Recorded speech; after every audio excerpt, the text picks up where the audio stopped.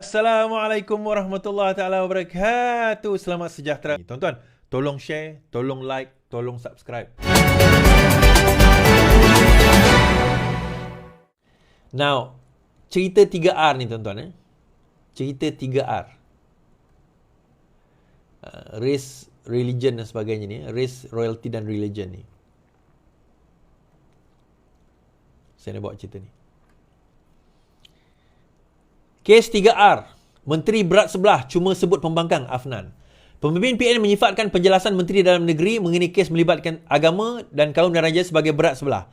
Afnan Hamimi Taib Azmuddin berkata ahli parlimen terkejut apabila Saifuddin tidak menyebut kes melibatkan pemimpin kerajaan. Kita juga heran kenapa tidak sebut pemimpin daripada PHBN. Ia juga menyebut 3R. Ahli parlimen Lim Guan Eng misalnya yang mendakwa kalau PN diberi peluang memerintah, kuil akan dirobohkan. Ini dah dijawab. Itu bukan yang dia masukkan. Dia sebut dinafi kenyataan itu. Tetapi apa tindakan pihak berkuasa? Kenapa tidak disebut contoh tadi? Ini contoh double standard. Hanya salahkan ahli parlimen pembangkang tetapi melibatkan PHBN tidak disebut katanya. Baik. Dalam kes, saya baca dulu yang disebut oleh Saifuddin. Saifuddin penjelas kenapa Muhyiddin diseret ke 3R. Menteri Dalam Negeri Saifuddin Nasution membidas bekas Perdana Menteri kerana mendakwa polis tidak mempunyai SOP yang jelas dalam isu berkaitan dengan 3R. Ini berikutan Muhyiddin berkata ketika bercakap di Dewan Harayat hari ini mendakwa polis akan memanggil sesiapa saja yang bercakap mengenai isu 3R tanpa mengira konteks. Pengerusi PN itu berkata dia takut untuk bercakap sekarang setelah mendakwa dirinya dipanggil oleh polis sebanyak 5 kali mengenai kes 3R. Saya ada dengar ucapan ini tuan-tuan.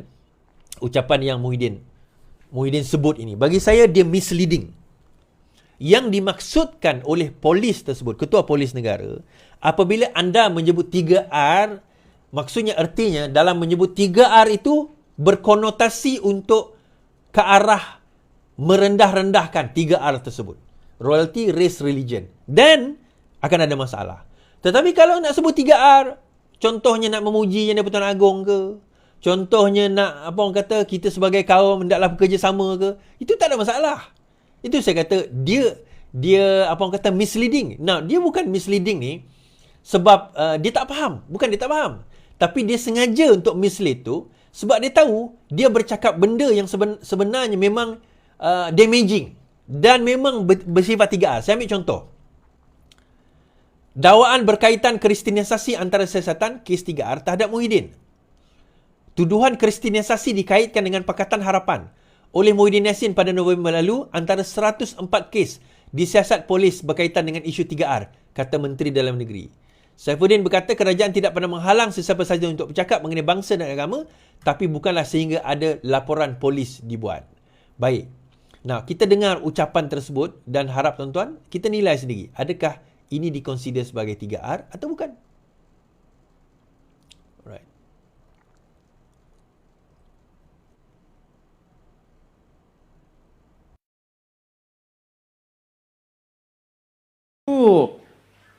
Yang penting sekarang ini ialah saya nak jelas sikit ialah apa yang kita tawarkan sebagai Parti Perikatan Nasional. Saya fikir bab politik tadi Tan Sri Tok Guru dah sebutkan. Dia punya keputusan akhirnya jangan pilih Barisan Nasional dan jangan langsung sentuh dan pangkah Pakatan Harapan. Bahaya besar. Pakatan Harapan bahaya besar. Saya baca baru pagi tadi lepas subuh ada satu video seolah ni kumpulan Yahudi. Dia bercakap tentang Malaysia sekarang. Dalam kumpulan tu dan doa dia dan macam-macam cara nak minta supaya Malaysia jatuh ke tangan pihak pembangkang yang menaja kumpulan Yahudi dan juga Kristian. Bagi saya ini bahaya. Apakah bermakna akan berlaku proses kristianisasi? Dan kita dah dengar cerita ni bukan? Di Kuala Lumpur, di Petaling Jaya, kalau ada gereja hari Ahad, ada juga orang-orang Melayu pergi ke sana. Rupanya dah masuk Kristian. Itu saya tak fikir berkembang dengan pesat. Pasal sebahagian besar kita ni adalah orang Islam. Tetapi agenda puak dan kaul-kaul sebegitu inilah tidak lain tidak bukan satu hari niat mereka ialah untuk mengambil alih Malaysia ni menjadi satu daripada koloni dia. Itu satu daripada strategi jangka panjang. Mungkin tidak dilihat waktu kita ini, tapi mungkin tidak berapa lama. Kalau kita tak berhati-hati dan berjaga-jaga, boleh terjadi. Na'udzubillah min zalik.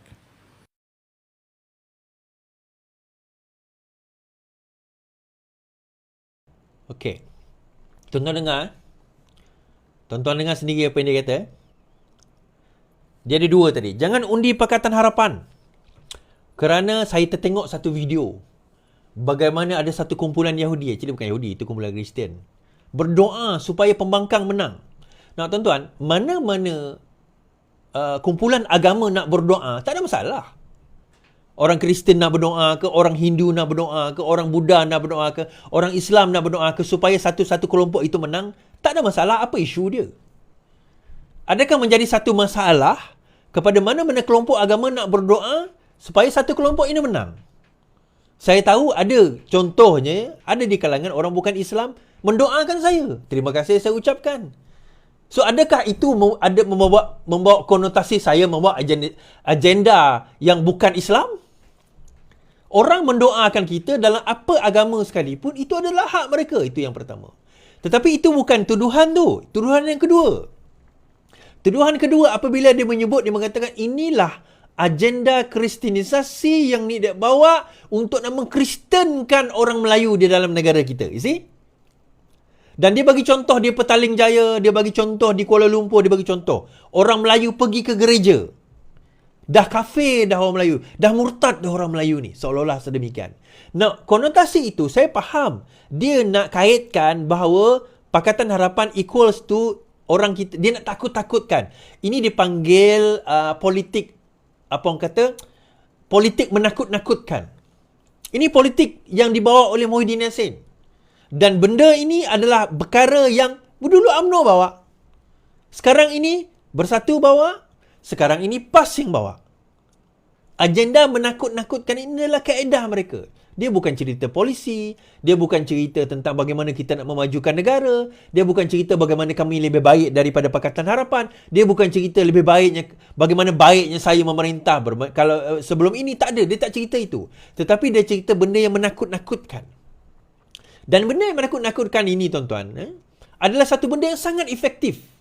Sangat berkesan sebenarnya kalau kita nak, orang kata apa, nak menang, meraih undi. Dan trigger emosi. Itu perkataan dia. Trigger dia emosi. Itulah jadi 3R tu tadi. Jadi akhirnya orang Melayu akan bersangka buruk kepada orang Kristian. Orang Kristian akan bersangka buruk kepada orang Islam. So sangka-sangkaan buruk ini akan menimbulkan apa? Pergaduhan. Hanya kerana apa? Ada seorang pemimpin berkata demikian. Yang Melayu, yang jahil, yang bodoh, yang dungu akan percaya. Betul lah. Habislah orang Melayu kita. Dan saya jumpa tuan-tuan. Saya jumpa orang Melayu kita sendiri kata, kau masuk PKR Is. Kau tahu kau orang masuk PKR ni, habis kita orang Islam semua nanti. Orang Melayu kita ni akan kafir. Dia kata, bukan orang Sarawak lah, orang Semenanjung. Saya kata, bang, abang pernah baca Bible bang? Apa aku nak baca Bible lah kata. Saya ni orang Islam bang. Majoriti dalam kelas saya adalah Kristen. Tiap-tiap minggu dia orang demes. Orang sebelah saya baca Quran, dia baca Bible bang. Sampai sekarang Alhamdulillah Islam lagi saya ni. Takkan senipis itu abang punya iman. Dia baca Bible, saya baca Quran. Saya tetap Islam. Tak ada masalah pun. Takkan senipis itu iman kita. Adakah serapuh itu agama kita sampai kita tak boleh berhujah? Sampai kita tak boleh bakar. Sebab apa? Sebab apa abang cakap macam tu? Saya tak kata macam tu lah. Sebab apa dia cakap macam tu? Sebab itulah akal yang nak ditempelkan oleh PAS tadi. Supaya dan ditempelkan oleh geng-geng bersatu ni.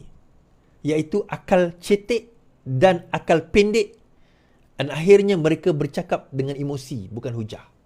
Padahal Al-Quran sendiri sebut ud'u ila sabili rabbikal bil hikmah wal mau'izatil hasanah. Serulah ke jalan Tuhanmu dengan hikmah dan berbicaralah dengan mereka dengan Ya, dengan hikmah dan berbicaralah dengan mereka kepada mereka, berdebatlah dengan mereka dengan cara yang lebih baik. Itu ayat Quran sebut. Tetapi akhirnya kita ni apa tuan-tuan? Oh, tak ada, sentimen. Semua main sentimen. Dan sentimen itu, apa yang boleh membawa kemajuan kepada rakyat? Tak ada. Sentimen itu tak membawa apa-apa kemajuan kepada rakyat pun.